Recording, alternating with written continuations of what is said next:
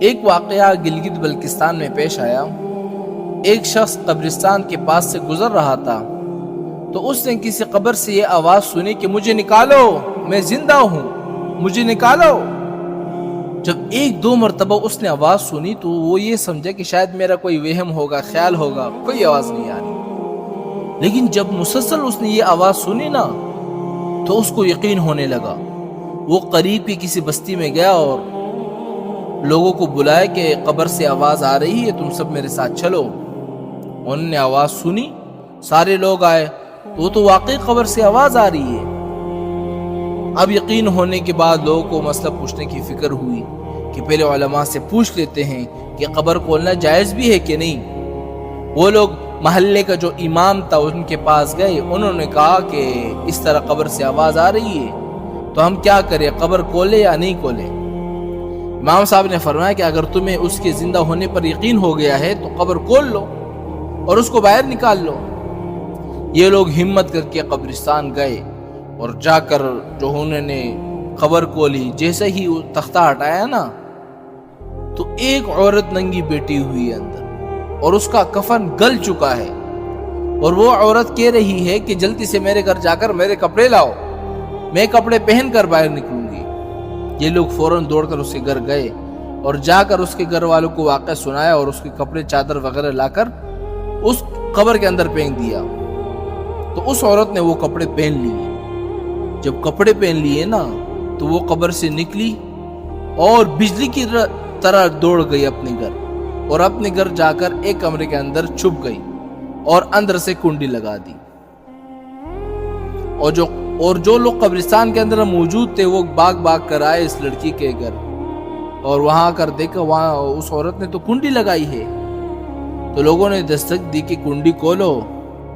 اندر سے اس عورت نے جواب دیا کہ کنڈی تو میں کھول دوں گی، لیکن کمرے کا اندر صرف وہی شخص داخل ہو جس کے اندر مجھے دیکھنے کی ہمت ہو، اس لیے کہ اس وقت میری حالت ایسی ہے کہ ہر آدمی مجھے دیکھ کر برداشت نہیں کر سکتا، لہٰذا کوئی دل رکھنے والا شخص آ کر میری حالت دیکھے۔ اب سب لوگ اندر جانے سے ڈر رہے تھے، مگر دو چار آدمی جو مضبوط دل والے تھے انہوں نے کہا کہ تم کنڈی کھولو، ہم اندر آئیں گے۔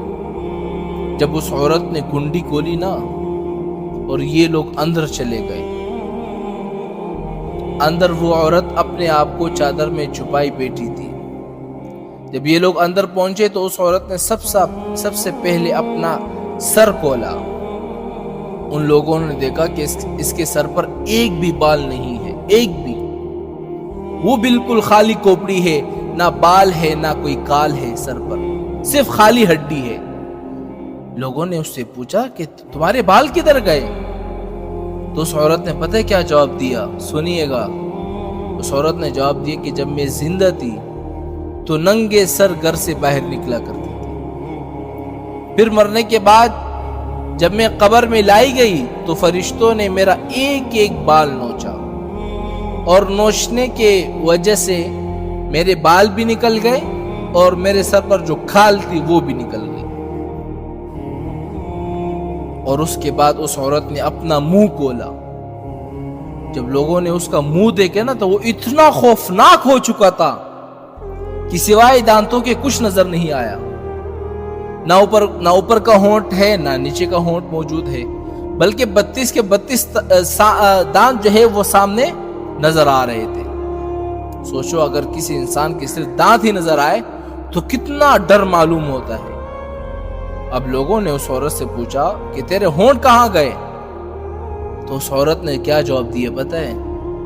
اس عورت نے جواب دیا، میں اپنے ہونٹوں پہ لپسٹک لگایا کرتی تھی اور نامحرم مردوں کے سامنے جایا کرتی تھی،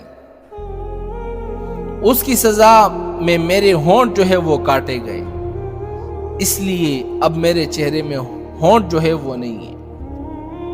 اس کے بعد اس عورت نے اپنے ہاتھ اور پیر کی انگلیاں دکھائی۔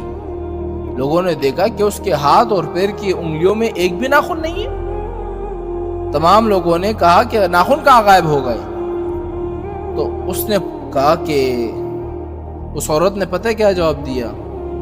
کے ناخن پر میں کیا لگاتی تھی؟ ناخن پالش لگایا کرتی تھی کہ جس کی وجہ سے میرا ایک ایک ناخن کو کھینچا گیا۔ میں یہ سارے کام کر کے باہر نکلا کرتی تھی، اس لیے جیسے ہی مرنے کے بعد مجھے قبر میں پہنچایا گیا تو میرے ساتھ یہی معاملہ شروع ہو گیا۔ مجھے سزا دی گئی، میرے بال نوچے گئے، میرے ہونٹ کاٹے گئے، میرے ناخن کھینچے گئے۔ اتنی باتیں کرنے کے بعد وہ لڑکی کیا ہو گئی؟ بے ہوش ہو گئی، مردہ ہو گئی، مر گئی دوبارہ جیسی لاش۔ تو ان لوگوں نے دوبارہ اس کو قبرستان پہنچایا اور کیا کر دیا؟ دوبارہ اس کو دفن کر دیا۔ تو اللہ تعالیٰ کو یہ عبرت دکھانی مقصود تھی کہ دیکھو اس عورت کا کیا انجام ہوا اور اس کو کتنا ہولناک عذاب دیا گیا۔